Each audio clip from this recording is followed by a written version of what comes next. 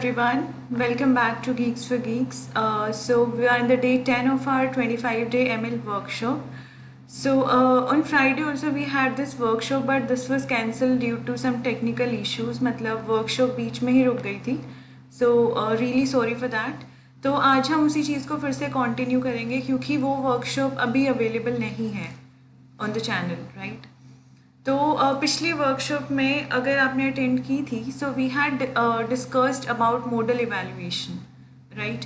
तो मैंने आपको बताया था कि मॉडल इवैल्यूएशन करने से पहले we have to discuss about a few things, that is the types of learning in machine learning, right? तो उससे पहले ये चीज़ स्टार्ट करने से पहले I have an announcement for you guys that Geeks for Geeks is going to start with a code to contribute contest that will be starting on 8th of May 7:30 p.m. and it will go till 9th May and 9 p.m.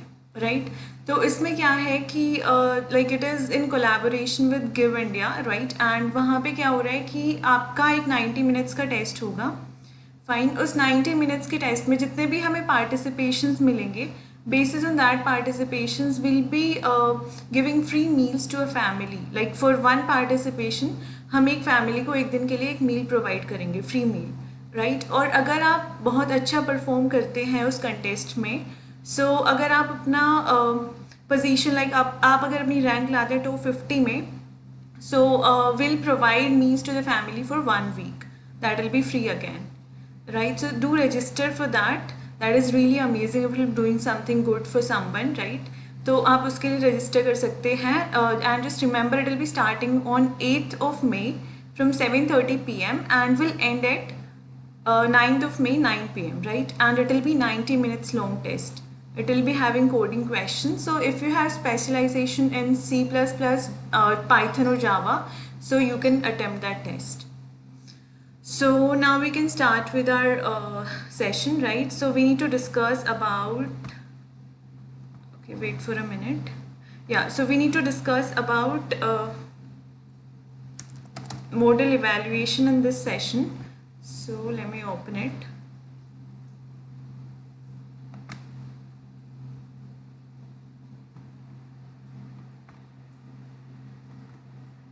Okay.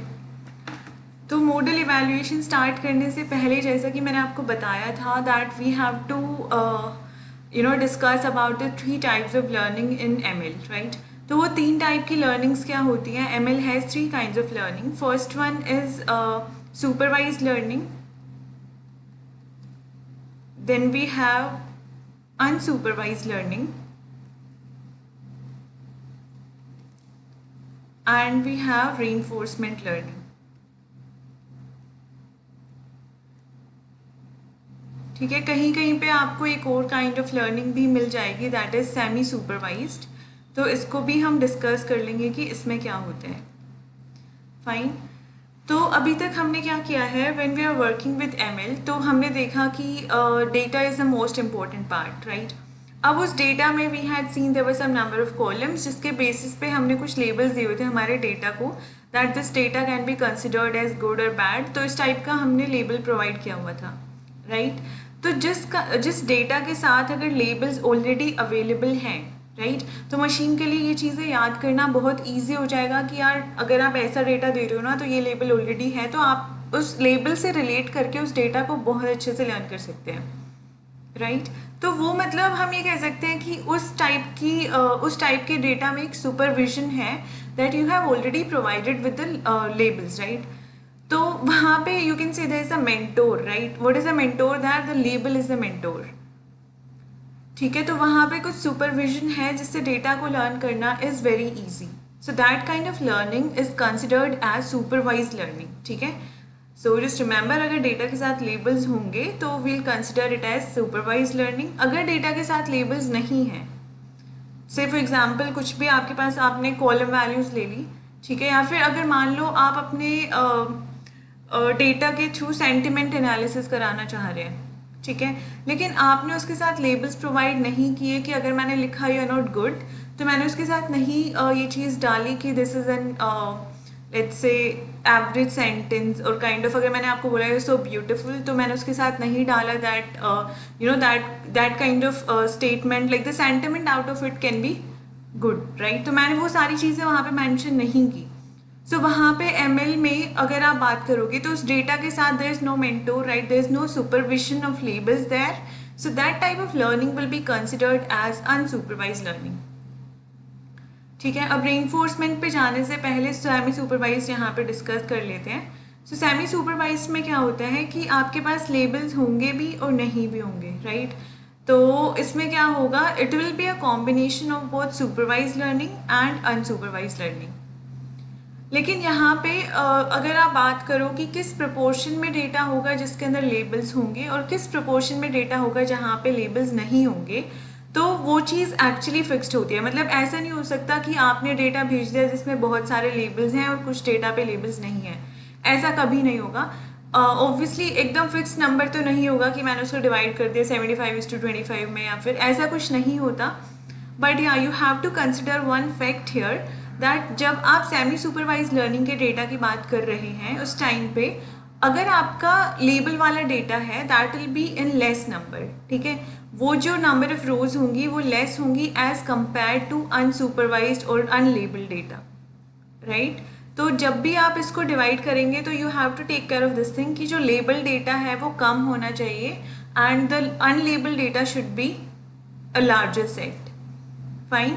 तो वो जो data होगा अगर उससे अगर आपकी machine कोई भी चीज़ याद कर रही है, so for ML that kind of learning will be semi supervise learning, ठीक है।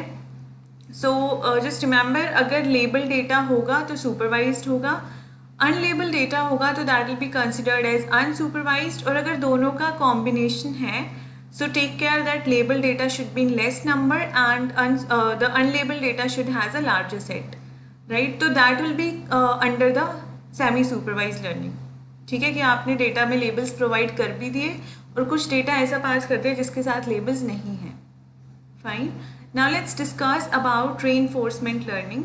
ये थोड़ा सा समझना मतलब समझना तो ऑब्वियसली बहुत आसान है, पर इसको इम्प्लीमेंट करना कभी कभी थोड़ा सा मुश्किल हो जाता है। तो रेनफोर्समेंट लर्निंग आप कह सकते हैं this is a reward based learning, ठीक है। रिवॉर्ड बेस्ड हम इसको कैसे बोल रहे हैं, तो ये मैंने एग्जाम्पल पिछले क्लास में भी लिया था, so I am explaining it again. Say for example you have a maze, right, और यहाँ पे let's divide it into rows and columns.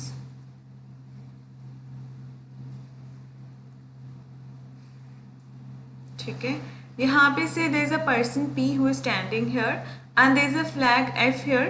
तो इस पर्सन को किसी भी रास्ते से जाके इस फ्लैग को लेना है, right, he has to pick this flag. लेकिन यहाँ पे कुछ ऑब्स्टेकल्स हैं in between, let's say this is the obstacle O1, this is O2 and let's say this is O3 can be, let's say here it is O3, ठीक है। तो अब इस पर्सन के पास डिफरेंट वेज होंगे जिससे जाके इसको ले सकता है, like one of the way can be this one, ठीक है, ये ऐसे गया, यहाँ से जाके इसने फ्लैग ले लिया, ठीक है। Second way would be, this is the first one, second way would be ये यहाँ से जा रहा है सेम वे से, अब यहाँ से ये ऐसे चला गया, right. So this is the second way. Third way can be कि वो यहीं से गया, ठीक है, सीधे जाने के बजाय अब यहाँ से वो ऐसे चला गया, तो इस वे से भी ये फ्लैग को ले लेगा, राइट। तो यहाँ पे इसके पास this person has different options, he has different paths to pick this flag, ठीक है।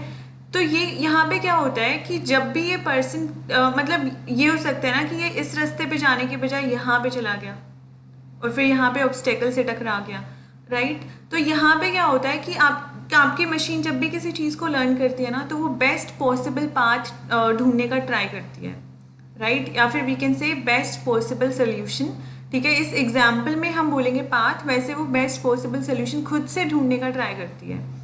अब सॉल्यूशंस कैसे कैसे निकलेंगे, देखो ये सॉल्यूशंस तो निकल ही जाएंगे, उसके अलावा वो एक बार हो सकता है O3 पे भी ट्राई करे पहले, राइट। तो जो हम टोटल रिवॉर्ड निकालते हैं वो इस तरीके से निकालते हैं कि अगर ये पर्सन एक स्टेप इसने लिया, ठीक है, और अगर वो step is contributing to a right path, so in that case let's say the total reward is increasing by 1, ठीक है। मैंने बोला कि total reward will increase by 1 if the person is taking the right path.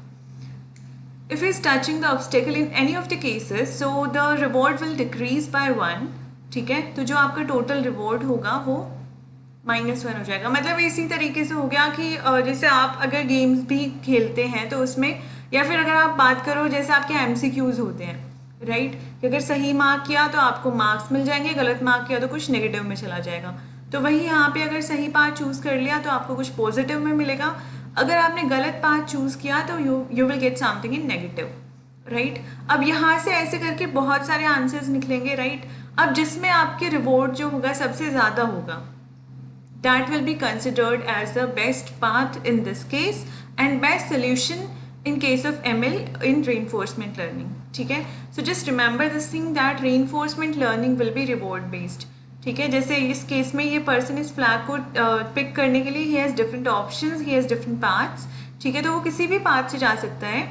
If it will hit the obstacle, if the person will hit the obstacle, the reward point will decrease by 1, and if he'll be going to the right path, the reward point will increase by 1, ठीक है। तो हमेशा यही होगा, increment decrement वाली चीज़ हम यहाँ पे ले रहे हैं। So basis on that the total reward will be calculated. जब भी वो फ्लैग को पिक कर लेगा, at that point of time will calculate the total reward of that person, and out of all the reward points will check for the best solution there, right? So this is how it is done. So I just hope the 4 kinds of learning is clear to you. Like the first one was supervised learning, जिसमें label data था हमारे पास, ठीक है। Second was unsupervised learning in which the data was unlabeled. Semi supervised में it was a proportion for both supervised and unsupervised, unsupervised being in a larger set, ठीक है। And then we have discussed about reinforcement learning, that is actually reward based learning. Fine. So I just hope everything till here is clear. Now let's move on to model evaluation. अब जब आप model evaluation की बात करते हो, model evaluation का मतलब क्या होगा? It simply means that wait for a second. Okay. Yeah. So it simply means that आपने कोई भी मॉडल को ट्रेन कर दिया, ठीक है। जब आप उसको टेस्ट कर रहे हो, जैसे हम बात कर रहे थे एक्यूरेसी की, ठीक है। तो जैसे एक्यूरेसी होती है, ऐसे बहुत सारे डिफरेंट मेथड्स होते हैं उसकी एक्यूरेसी को फाइंड करने के लिए। तो उसी को हम मॉडल इवैल्यूएशन बोल देते हैं कि आपका मॉडल कितने अच्छे से काम कर रहा है। Just like you have your evaluation in the end of the year, ठीक है, जहाँ पे you get a total percentage कि आपने थ्रू आउट द ईयर कैसा परफॉर्म किया, right. Similarly for machine learning we have this thing. तो इसमें डिफरेंट फैक्टर्स होते हैं जो उसको इवैल्यूएट करते हैं, उसकी एक्यूरेसी फाइंड करते हैं कि आपका मॉडल कैसा काम कर रहा है and how much your machine is learning, ठीक है। तो अब इसमें भी ना 2 चीज़ें होती हैं, अभी हम 2 ही चीज़ें डिस्कस कर रहे हैं। मतलब अब आपका मॉडल जो होता है, हो सकता है you have a regression algorithm और you have a classification model, ठीक है। रिग्रेशन तो क्या होगा कि मैंने जैसे आपको बोल दिया कि यू हैव अ डेटा, ठीक है। कुछ फैक्टर्स हैं लाइक लोकेशन, आप उसमें ले सकते हो, या फिर मतलब basically we are finding the house prices, ठीक है। तो अगर आप किसी भी हाउस प्राइस की बात करते हैं तो आप मतलब बेसिकली क्या देखते हैं वहाँ पे, कहीं पे हाउस प्राइस कम होता है, कहीं पे ज़्यादा होता है, राइट। तो major factor is the location, ठीक है। फिर हम देखते हैं कि वो say for example if it is a metro, मतलब अगर उस उस सिटी में अगर मेट्रो है तो उसकी मेट्रो कनेक्टिविटी कितनी है, कितना दूर है वो वहाँ से, ठीक है। तो बहुत सारे ऐसे फैक्टर्स होते हैं। फिर उसके बाद हम मार्केट देख लेते हैं, नियर बाय मार्केट है या नहीं है, तो उस बेसिस पे हम हाउस प्राइस कैलकुलेट करते हैं, right. So these things will be your feature variables, right. ये आपके फीचर वेरिएबल्स हैं जिसके बेसिस पे you are calculating the house price. अब हाउस प्राइस सेम होना is very rare, right. Location और ये जितने भी फैक्टर्स होंगे चेंज होते रहेंगे, इनके बेसिस पे आपके हाउस प्राइसेस भी चेंज होते रहेंगे, राइट। तो ये कुछ ऐसा हो गया जहाँ पे you can't fix it into different classes, ठीक है। जैसे हम ये नहीं बोल सकते ना कि हाउस प्राइस आपका अच्छा है, बुरा है, एवरेज है। अगर आपने ये चीज़ क्लासीफाई कर दी ना, so that will be under the classification model. यहाँ पे रिग्रेशन में क्या हो रहा है कि basis on some factors you are trying to find the value something, ठीक है। तो यहाँ पे हाउस प्राइस हम निकालेंगे जो कि हर बार कुछ डिफरेंट वैल्यू आ जाएगी, ठीक है। उस kind like that kind of model will be considered as an regression model. अगर हम क्लासिफिकेशन की बात करें तो मान लो आपके पास कुछ फिक्स्ड नंबर ऑफ लेबल्स ही हैं, जैसे मैंने बोल दिया कि गुड हो सकता है या फिर बैड हो सकता है या फिर एवरेज हो सकता है। ठीक है, तो जो भी आप फीचर वेरिएबल्स दोगे, चाहे कुछ भी वैल्यू हो उनकी, उनके बेसिस पे जो रिजल्ट आएगा ना, वो तो इन 3 में से ही कुछ आएगा।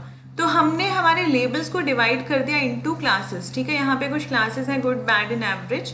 तो उस काइंड ऑफ मॉडल को हम बोलते हैं क्लासिफिकेशन मॉडल, राइट। तो जो भी आपके फीचर वेरिएबल्स होंगे, उनके बेसिस पे you will get a class out of it as output, right, either good और बैड और average.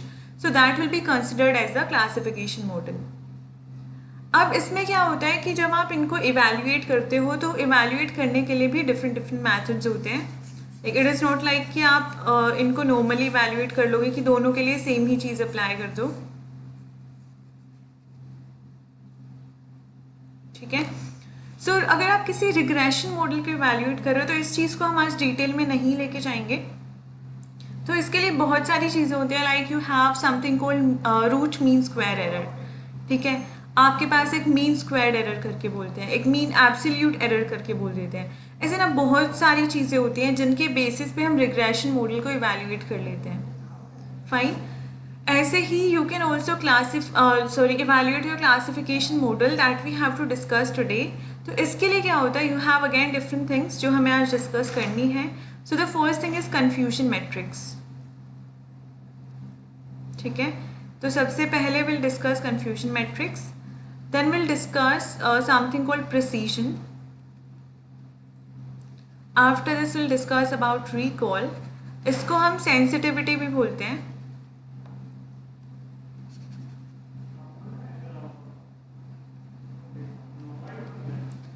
Fine. So after that you have something called specificity, or you can call it as specificity also, or you can just add it like this. और इसके बाद you have accuracy obviously, and then in the end we have classification report. classification report ना actually कुछ नहीं होता, जैसे आपके report cards होते हैं ना, सारी डिटेल्स होती हैं उसमें स्टार्टिंग से लास्ट तक की, वैसे ये सारी डिटेल्स ना क्लासिफिकेशन रिपोर्ट अगर आप प्रिंट करोगे तो उस रिपोर्ट में सारी आपकी एक्यूरेसी डिटेल्स होती हैं। तो इनको अलग अलग प्रिंट करने के बजाय you can just directly go to classification report, उसको प्रिंट कर दो जाके डायरेक्टली, और आपको सारी चीज़ें मिल जाएंगी एक साथ। ठीक है, तो now let's start with the first thing that is confusion matrix.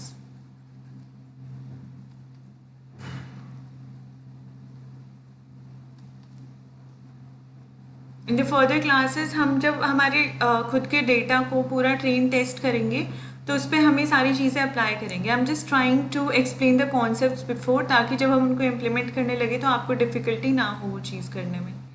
ठीक है, सो कन्फ्यूजन मैट्रिक्स में क्या होगा, देखो confusion matrix again it will B a kind of matrix. Matrix क्या होता है, जिसमें बहुत सारे रोज बहुत सारे कॉलम्स होते हैं। ठीक है, अब आपके पास क्या क्या केसेस बन सकते हैं। First case can be, let's से you have two kinds of label, one is good and one is bad. ठीक है, तो एक तो हो सकता है कि एक्चुअली आपका लेबल क्या था, गुड था। ठीक है, जो आपका एक्चुअल जो डेटा था उसकी हम बात कर रहे हैं, उसमें एक तो था कि आपका जो लेबल जो था वो गुड था। ठीक है, और जो मशीन ने जो प्रिडिक्शन किया है वो भी गुड कर दिया। ठीक है, so I am saying that both the things are same. ठीक है, हो सकता है कि यहाँ पे बैड था, मशीन ने प्रिडिक्ट भी बैड कर दिया।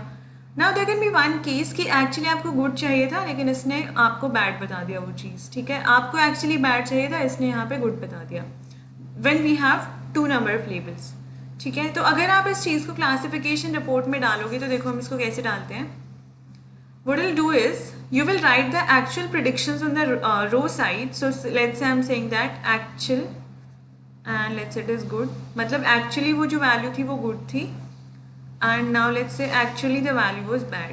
ठीक है, यहाँ पे मैंने बोल दिया कि जो predicted value जो आई है that is good and the predicted value is bad. ठीक है, ये आपकी एक मैट्रिक्स बन गई यहाँ पे, जिसमें 2 रोज हैं और 2 ही कॉलम्स हैं। Now let's fill it.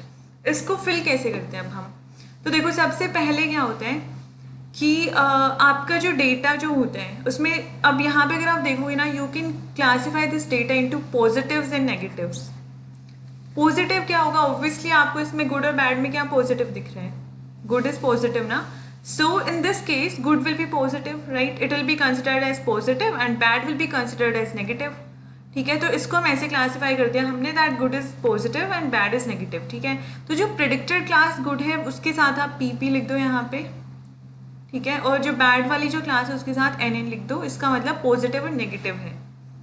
अब मैं बोल रही हूँ कि आपकी एक्चुअल क्लास गुड थी और predicted class is also good. ठीक है, मतलब दोनों चीजें सेम है. तो द आउटकम इज ट्रू और false. It is a true outcome, right? कि आपको चाहिए भी गुड था और मिल भी गुड गया. तो यहाँ पे क्या हो गया, ये आपका ट्रू आउटकम हो गया क्योंकि ये गुड था, that is a positive thing. तो मैंने इसलिए इस कॉलम में सारी वैल्यूज को पॉजिटिव फिल कर दिया. This was bad, that is a negative thing, so I have filled negatives here. ठीक है, अब मैंने इन क्लासेस को मैच करना स्टार्ट किया. तो इसमें दो ही चीज़ें होती है, ट्रू एंड फॉल्स का combination and positives and negatives का कॉम्बिनेशन. ठीक है, तो यहाँ पे गुड एंड गुड मैच कर रहे थे, मतलब इट्स अ ट्रू आउटकम. तो यहाँ पे मैंने टी लिख दिया. So in total it will become true positive. ठीक है, इसको हम ऐसे बोलते हैं ट्रू पॉजिटिव. अब क्या होगा कि your actual class is good but it is giving the predicted class is bad. मतलब चीज फॉल्स हो गई ना, गलत आउटकम यहाँ पे हमें मिला है. So this will be F, right? F N means this will be called as false negative. Negative आपको पता है यहाँ पे क्यों आया, फॉल्स यहाँ पे क्यों आया, क्योंकि दोनों चीजें मैच नहीं कर रही. नेगेटिव इसलिए आया क्योंकि predicted was bad, that is a negative class. ठीक है, अब actually the class was bad and it is predicting it as good. तो इस केस तो ऑब्वियसली पॉजिटिव है, गुड इज पॉजिटिव हियर, लेकिन आपको चाहिए बैड था तो यहाँ पे फॉल्स हो गया. So this will be called as false positive and then you will be having it as bad and bad. So this will be true negative. ठीक है, ये आपकी क्लासिफिकेशन रिपोर्ट होती है. सो ये जो true positive, false negative, false positive और true negative होते हैं, इनके बेसिस पे ही हम पूरा अपना कंफ्यूजन मैट्रिक्स क्रिएट करते हैं. This will be your confusion matrix here. ठीक है, तो अब ना यहाँ पे इसको हम फिल कैसे करते हैं कि जितनी भी आपकी गुड क्लासेस आई हैं, ठीक है, एक्चुअली जितनी गुड थी और एक्चुअली जो प्रेडिक्ट भी गुड हुई है वो सारा नंबर आप यहाँ पे लिख दोगे. ठीक है, जैसे मान लो आपका डेटा था, उसमें एक्चुअली गुड क्लासेस वर से लेट्स से 100. ठीक है, और प्रिडिक्शन भी गुड जिनका हुआ है let's say these are 80 classes. ठीक है, actually bad were let's say 60 और जो एक्चुअली बैड क्लासीफाई भी हुए हैं लेट्स से दीज आर 40. ठीक है, अब जो एक्चुअली गुड थे लेकिन उनको बैड क्लासीफाई कर दिया, तो एक्चुअली गुड कितने थे, 100 थे ना. इसमें से बैड अगर कितने क्लासीफाई हो गए, 80 गुड तो हो चुके थे क्लासीफाई, लेकिन अब बैड कितनों को कर दिया क्लासीफाई, कुछ नंबर होगा ऐसे गुड का कुछ नंबर होगा. तो वो नंबर आप बहुत आराम से यहाँ पे फिल कर सकते हैं कि यार एक्चुअली गुड इतना था, प्रिडिक्ट इतना किया है गुड. ठीक है, एक्चुअली गुड इतना था लेकिन उनको बैड प्रिडिक्ट कितनों को कर दिया. सो इसका एंड का डेटा तो आप आराम से फिल कर लोगे. The only thing to understand here is this true negative and true positive thing. तो हमने इसको देख लिया that this was true positive, या this was false positive, then we had this was good now, this was good, actually this was bad, and yeah, so these are negatives, this is true negative and this is false negative. ठीक है, so ये ऐसे आपकी confusion matrix बनती है. इसमें बस values fill करना है, वो तो difficult नहीं है, बस आपको चेक ही करना है कि कितने सही में सही थे और कितने को predict भी सही कर दिया, फिर कितने सही में सही थे लेकिन उनको predict bad कर दिया, फिर कितने सही में गलत थे लेकिन उनको प्रिडिक्ट सही कर दिया, एंड देन कितने गलत थे उनको गलत ही प्रिडिक्ट किया. वो नंबर फिल करना इज़ वेरी इजी, और वो चीज़ आप उसको कन्फ्यूजन मैट्रिक्स बोलते हो. लेकिन हमने ये चीज़ें क्यों देखी, क्योंकि इनकी हेल्प से, क्योंकि यहाँ पे आप कुछ भी नंबर डालोगे, लेट्स से अगर आपने 80 नंबर डाला, so 80 true positives you have, right? If I fill 20 here, so you have 20 false negatives, right? तो ये चीज़ें ना आपको हेल्प करती हैं in finding the confusion precision and recall values. ठीक है, वो इन्हीं पे बेस्ड होते हैं. तो now let's discuss what this precision is. ठीक है, प्रेसिजन आपका चेक करता है कि कितने आपके पॉजिटिव्स आइडेंटिफाई हुए हैं out of all the positives. ठीक है, कि जितने पॉजिटिव थे उसमें से कितने पॉजिटिव आपके कैलकुलेट हुए. तो जितने number of true positives you have upon true positive plus false positive, मतलब जितने आपके सही प्रेडिक्ट हुए हैं अपॉन टोटल नंबर ऑफ जितने पॉजिटिव्स थे, दैट इज इन दोनों का रेशियो आपका प्रेसिजन होता है. ठीक है, अगर आप रिकॉल की बात करो तो obviously it will also focus on the positives, की मतलब आपके पास कितने सही आउटकम आए हैं, लेकिन ये पूरे सेट में से नहीं कैलकुलेट करता, इसको फॉल्स पॉजिटिव से कोई लेना देना नहीं होता. So it is a ratio of true positive upon true positive plus false negative. ठीक है, प्रिसीशन इज जितने ट्रू पॉजिटिव्स हैं upon true positive plus false positive, recall is true positive upon true positive plus false negative. Fine, इसको हम sensitivity भी बोलते हैं। If you talk about specificity, so that is इसका बिल्कुल अपोजिट हो जाता है। This is true positive here, so that will be true negative upon true negative plus this is false negative, so it will be false positive. ठीक है, this is your specificity. तो ये आपकी होती है प्रिसीजन, रिकॉल एंड स्पेसिफिसिटी। ठीक है, आप इनको ऐसे कैलकुलेट करते हैं, कंफ्यूजन मैट्रिक्स बना के बहुत आराम से आप ये चीज़ें कैलकुलेट कर सकते हैं, राइट। अब इसके बाद क्या होता है, if you talk about one thing is left, accuracy. Accuracy निकालना बहुत आसान होता है। ठीक है, जितने भी आपके पास पॉजिटिव आउटकम्स आए upon total number of outcomes. ठीक है, तो we can say this is true positive plus false positives upon आपके पास क्या क्या है, ट्रू पॉजिटिव्स हैं, फॉल्स पॉजिटिव्स हैं, ट्रू नेगेटिव्स हैं एंड फॉल्स नेगेटिव्स हैं। ठीक है, so that will be your accuracy. ठीक है, इसकी हेल्प से आप अपनी एक्यूरेसी निकाल सकते हैं। अब एक और भी चीज़ होती है यहाँ पे, दैट इज F1 स्कोर। इसकी वैल्यू निकल के आती है 0 से 1 रेंज में। ठीक है, सबकी वैल्यू 0 से 1 में ही आती है, जितना 1 के क्लोज होगा उतना अच्छा आपका मॉडल होगा। ये क्या होता है, this is the harmonic mean of precision and recall. इसको कैसे कैलकुलेट करते हैं, calculating this is again very easy. What you have to do is harmonic mean निकालना है, so this will be 2 into precision into, मतलब आपको पहले precision और रिकॉल की वैल्यूज निकाल लेनी है। उसके बाद for finding the F1 score आपको ये फॉर्मूला लगाना है कि जो प्रिसीजन की वैल्यू थी इंटू जो रिकॉल की वैल्यू थी into 2 upon precision plus recall. ठीक है, so this is the F1 score. ठीक है, ऐसे आप अपना F1 स्कोर निकाल सकते हैं। Now if you talk about the classification report, तो ऑब्वियसली वो आपको F1 स्कोर, प्रिसीजन और रिकॉल की वैल्यूज ला के दे देता है। ठीक है, तो अब बात करते हैं कि इनको आप प्रिंट कैसे कराओगे ये सारी चीज़ें। ठीक है, तो सबसे पहले कन्फ्यूजन मैट्रिक्स निकालना is not at all difficult. आपको लगा होगा कि प्रोसेस पता नहीं बहुत अजीब सा है, पर आपको एक्चुअली कुछ नहीं करना होता। जैसे हम sklearn.ensemble से हमारे मॉडल को इम्पोर्ट कर रहे थे ना, वैसे ही what you have to do is from, अब sklearn में जब आप जाओगे तो वहाँ पे there is a module named matrix. ठीक है, आपको उस मैट्रिक्स मॉड्यूल में जाना है and then you have to import confusion matrix from there.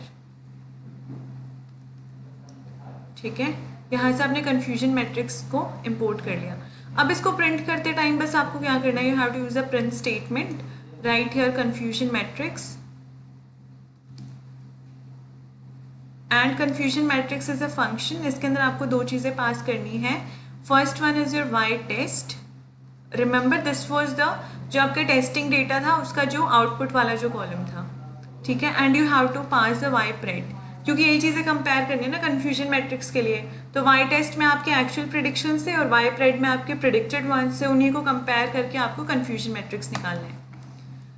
ठीक है, तो यहाँ से ना आपकी वो पूरी मैट्रिक्स खुद से प्रिंट हो जाएगी, आपको और कुछ नहीं करना, just by writing these two statements.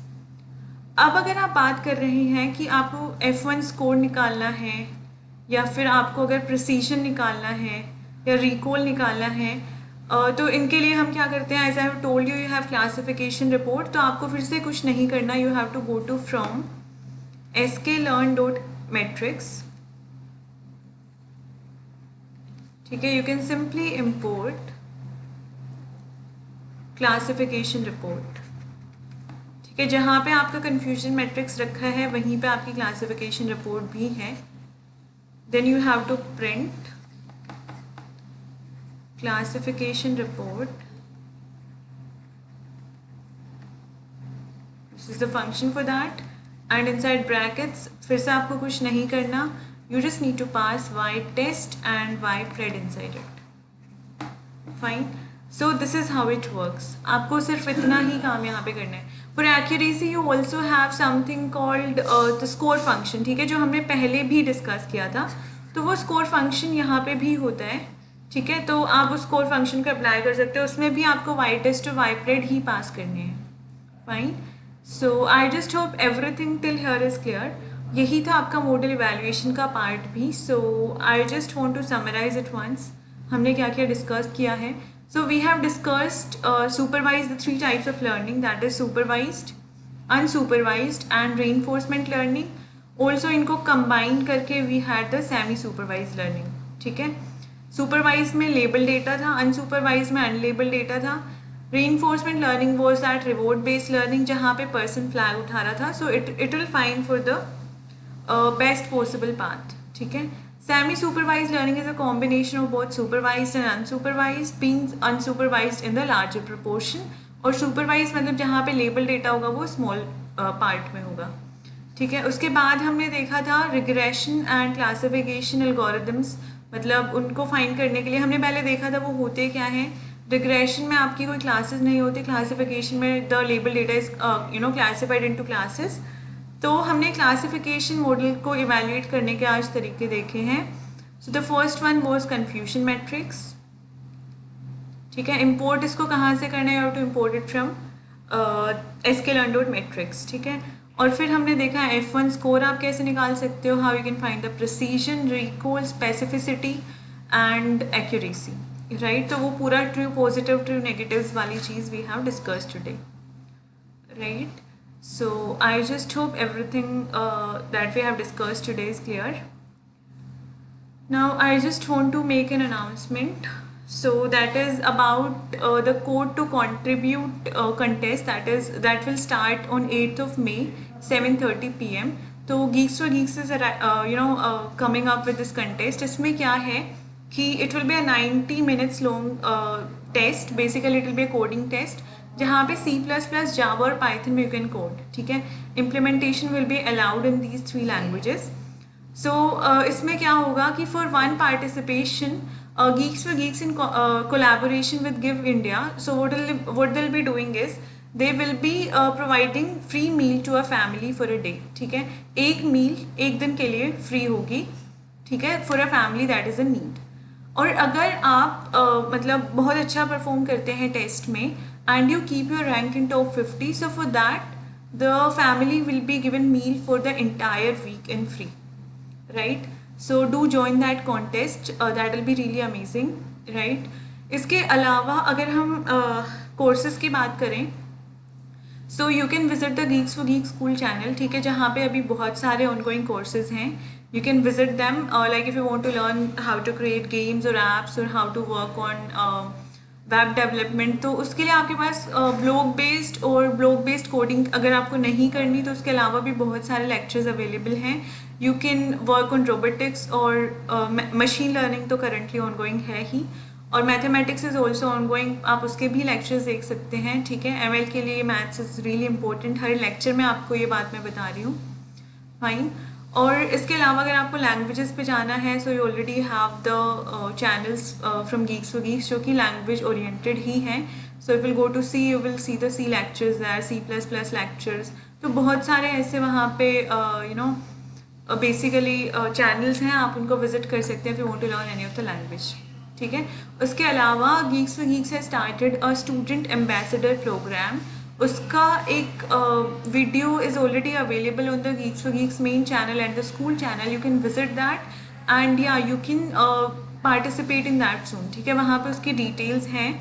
So you can definitely visit that, just have a look over that, like what we are doing with it, and very soon will be coming with it. Okay, so अगर आपको कोई भी doubts होते हैं, so you can put them in comments. Fine, या तो अपने doubts comments में पूछ के क्लियर कर लेना. So in the further sessions will be having the data, और उस डेटा की हेल्प से हम अपने मॉडल्स को ट्रेन एंड टेस्ट करेंगे और उस पर मॉडल इवैल्यूएशन लगाएंगे. So will be having a classification data basically.